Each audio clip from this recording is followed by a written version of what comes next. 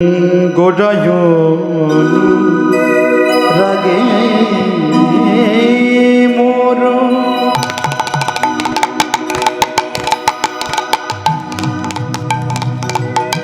পরাণ কাতরে ওই না গোরায়ন রাগে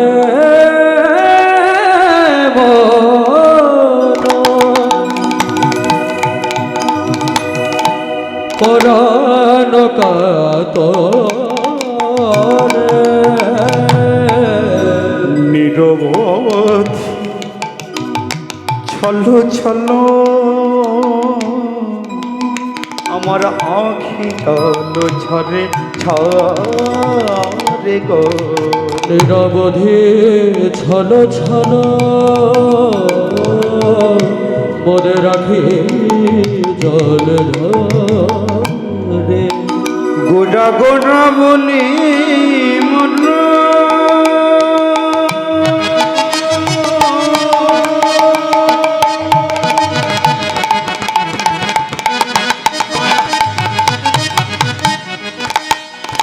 কি হইল ব্যাধি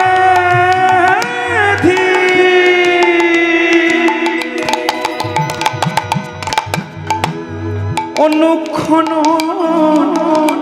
পড়ে মনে গোরাদি যমনি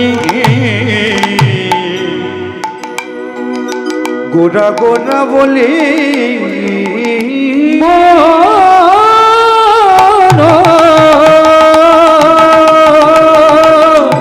কি হইল ব্যাধি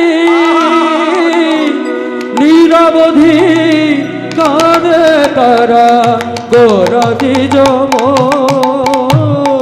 তাই মোর নয়ন ধারা বিরাম নাই রে মোর নয়ন ধারার বিরাম নাই রে বলি নয়ন ধারা বিরাম নাই রে নয়ন ধারার বিরাম নাই রে ওই গোড়া রূপে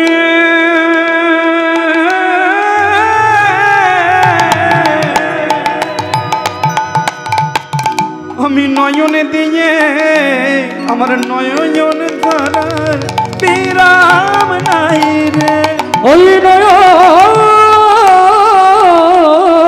ধারার বিরাম নাই রে ওই গোড়া রূপে নয়নে দিয়ে আমার নয়ন ধারার বিরাম নাই রে ওই গোড়া রূপে নয়নে দিয়ে আমার নয়ন ধারার বিরাম নাই রে আমি আর যে আর তৈ বজনারি নয়ন ধারার বিরাম নাই রে আর যে আমি ধরতে নারী নয়ন ধারার বিরাম নাই রে আর যে আমি ধরতে নারী নয়ন ধারার বিরাম নাই রে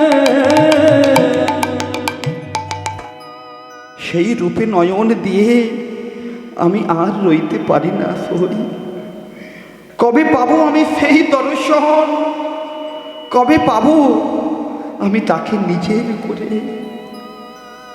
দেখুন ভগবানকে পেতে হলে না একদিন রামকৃষ্ণ দেবের কাছে তারা একজন শিষ্য সর্বপ্রধান শিষ্যকে বলুন তো রামকৃষ্ণ দেবের ও বাবা জানেন রামকৃষ্ণ পরমহংসদেবের সর্বপ্রধান শিষ্য হলেন স্বামী বিবেকানন্দ যিনি হিন্দু ধর্মের হয়ে প্রতিনিধিত্ব করতে গিয়েছিলেন আমেরিকার শিকাগো শহরে এবং সর্বশ্রেষ্ঠ ধর্ম বলে তিনি প্রমাণ করে দেখিয়েছিলেন সেই স্বামী বিবেকানন্দ একদিন তার গুরুদেব রামকৃষ্ণ দেবের কাছে গিয়ে বলছি গুরুদেব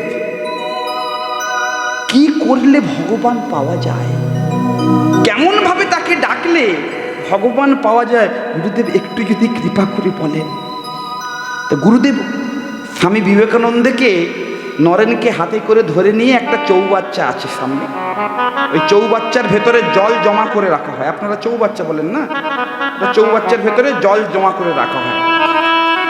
তার নরেনকে বললেন রামকৃষ্ণদেব, যে নরেন দেখ তো জলটায় কি পড়ে আছে। আর নরেন কি করেছে, আস্তে করে মুখটায়, আর রামকৃষ্ণদেব কি করেছে জানেন, অমনি মাথাটাকে নিয়ে জলে রাখা। মুখ থেকে তো শুধু ভুচকানি উঠছে, নিঃশ্বাস ছটপট ছটপট করছে।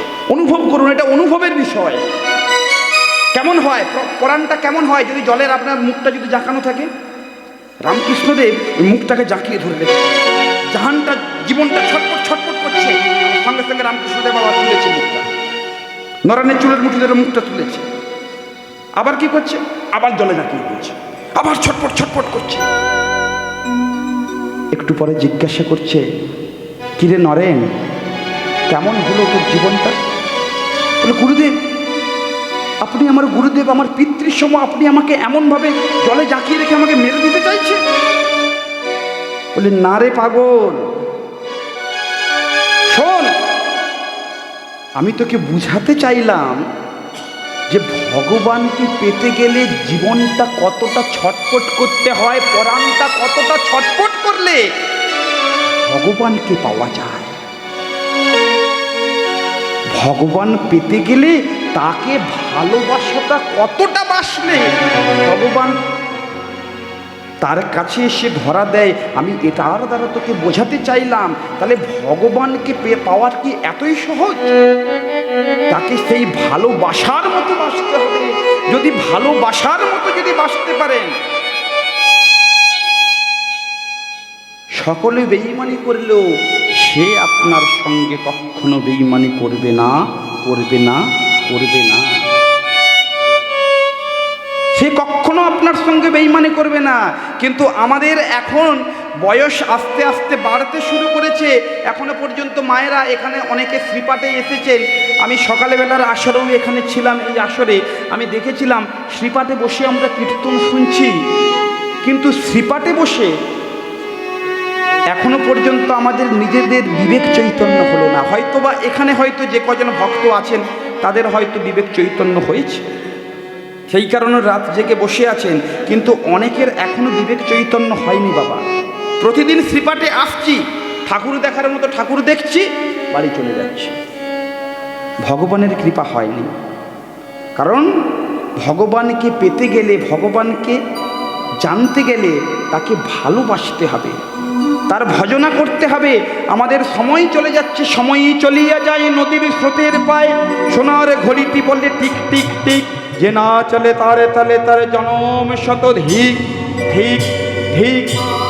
তুলবি যদি ননি মাখন ভোরের বেলা তোল, ভোরের বেলা তোলো, শিশুকালে যেমন তেমন, বৃদ্ধকালে তার ভজনে বাধায় গণ্ডগো গণ্ড।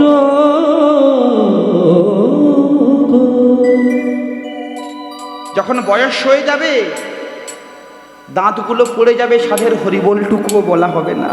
হরিবোল বলতে গিয়ে হবিবোল হয়ে যাবে, হরিবোল হবে না। সেই কারণে বাংলাদেশের বিখ্যাত কবি লালন ফকির তিনি একটি গান রচনা করেছিলেন এই কলিহত জীবের মানুষের জন্য। আহা, এই কলিহত মানুষের জন্য একটি গান রচনা করেছিলেন, যা লালনী গীতি নামে পরিচিত। তিনি মুসলমান কুলে জন্ম হয়েছে, কিন্তু দেখুন আমরা হিন্দু ধর্মের মানুষ হয়েও তাদের গান না গেয়ে পারি না। কারণ কতটা ভাব, কতটা গভীর দৃষ্টিভঙ্গি তার, একবার বিচার করে দেখুন। তিনি লিখেছেন, সময় গেলে, সময় গেলে, সময় গেলে সাধু ওই না সময় গেলে সাধন হবে না। ওরে মনের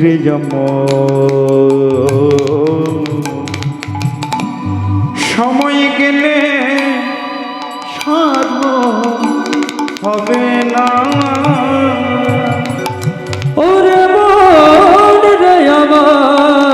সময় গেলে সাধন হবে না। ওরে দিন থাকিতে এই দিনের সাধু কেন করলি না মন রে, কেন করলি না? সময় গেলে সাধন হবে না। ওর সময় গেলে সাধন হবে না। তুমি জানো না মন খালে বিলে আহা থাকে না জল শুকাবে। তুমি জানো না মন খালে বিলে থাকে না জল শুকালে। তুমি জানো না মন খালে বিলে জল শুকালে তুমি এলে। কি বলছে? জানো না মেন খালে বিলে মেনে থাকে না জল শুকালে। আচ্ছা বলুন, খালে খালে যদি জল না থাকে সেখানে মিন বাঁচবে? এর গভীর ভাবটা কি জানেন? এই দেহরূপ খাল, এই দেহটাকে খাল বলছে। এই দেহরূপ খালে যদি ভক্তিরূপী জলটা শুকিয়ে যায় সেখানে কখনো প্রাণ বাঁচে না, প্রাণ বাঁচে না। ভক্তিকে আমাদের আশ্রয় করতে হবে, এই ভক্তিরূপী জল। জানো না মন খালে বিলে থাকে না জল শুকালে কি হবে তাতে? খালে জল নেই সেখানে আমরা বড় বড় করে পাড় দিচ্ছি, লাভ আছে? পাড়টা কি? পাড় কি জানেন? খালে জল নেই সেখানে পাড় দিচ্ছে, এই পাড়টা কি? তত্ত্বদর্শী কি বলতে চাইলেন? এই পাড় হলো আমার দেহের মধ্যে ভক্তিটি বিন্দুও মাত্র নেই। আমার এই হাতের ব্যথা, কোমরের ব্যথার জন্য এই মন্দির যাই, ওই মন্দির যাই, এই শ্রীবাস আচার্যর প্রভুর পাঠে এসে আমি বারবার মাথা ঠুকছে, ঠাকুর তুমি একটু দেখো। বিপদে পড়েছে না? বিপদে পড়লে কি সঙ্গে সঙ্গে ভগবান এসেই লাভ মেরে এসে তোমাকে সারা জীবন তুমি গইয়ে দিলে, ভগবানের জন্য তোমার একটুখানিও ভক্তি জন্মালো না, তার ভগবান এসে তোমার জীবন উদ্ধার করে দেবে? এই পাড়টা হলো সেই পাড়। কখনো দেখবেন হাতে মাদুলি পরি, কোমরে মাদুলি পরে না মাদুলি, বুঝো তো? হাতে আংটি পরে, গলায় আংটি মানে মাদুলি পরে, এইগুলো হচ্ছে পাড় দেওয়া। জানো না মন খালে বিলে মিনি থাকে না জল শুকালে কি হবে তাতে? বাবা ডাল দিলে থাকে মোহনা, থাকে মোহনা শুকুনা, থাকে মোহনা শুকুনা। সময় গেলে সাধন হবে না। ওর দিন থাকিতে দিনের সাধন, দিন থাকিতে দিনের সাধন কেন করলে না? সময় গেলে সাধন হবে না। ওই না সময় গেলে সাধন হবে না। আজকে লালন ফকির আমাদেরকে এই শিক্ষা দিতে চাইলেন, যাই করো না কোনো অন্তরে তোমাদের ভক্তির প্রয়োজন আছে। ভক্তি আছে বলেই মায়েরা আপনারা এখনো পর্যন্ত এই রাত জেগে কীর্তন শুনছেন, না হলে ভক্তি না থাকলে এটা সম্ভব নয়, কখনো সম্ভব নয়। আজকে কাঞ্চনাকে বিষ্ণুপ্রিয়া দেবী বলছেন, সেই কাঞ্চনা আজকে আমার অবস্থা কেমন হয়েছে জানিস? এই গোরা বদন দর্শন করে আমি আর আমার নিজের মধ্যে প্রাণ পাচ্ছে না। এই বুঝি আমার প্রাণ চলে যায়, এই বুঝি আমার প্রাণ দেহ চলে যায়। ছটপট ছটপট করছে বিষ্ণুপ্রিয়া দেবী। আর সেই ভাব দর্শন করে বাসুদেব ঘোষে কহে মনের হরিষে মনের হরিষে অপরূপ গোরা রূপ হিয়ার মাঝে জাগে হিয়ার মাঝে জাগে।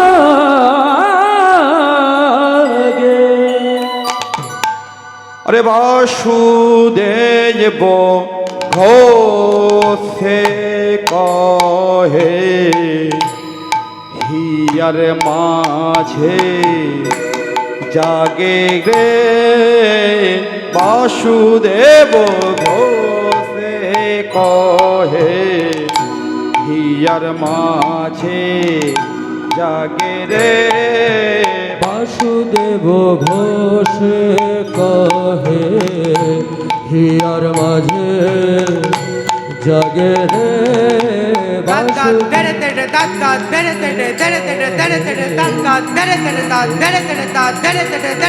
কাটা কাটা গদি কিনে তেটা কথা গদি কিনে ঝাঁকাত কাটা কাটা গদি কিনে তেটা কথা গদি কিনে ঝাঁকাত কাটা কাটা গদি কিনে তেটা কথা গদি কিনে বাসুদেব ঘোষ কহে হিয়ার ঋষে রে বাসুদেব ঘোষ কহে হিয়ার ঋষে রে বাসুদেব আচ্ছা জাগেন্দ্র के जागने ताकटा देने ता ताकेंद्र के ताकने ताकटा देने केटा देने केटा देने केटा केटा केटा जागेंद्र के जागने ताकटा देने जागेंद्र के जागेंद्र के जागेंद्र तक जा जागेंद्र तक जा जागेंद्र तक दिन दिन नागना नागना ताकटा ताकटा तातरकटा धेते कोता गोदी केने ना ना ता धरे धरे कटे ताक ताक धरे कटे ताक ता धा धरे धरे कटे ताक ताक धरे कटे ताक ता धा धरे धरे कटे ताक ताक धरे धाके दियो ताकटी दियो ताकटी नाकटी ताकटी दियो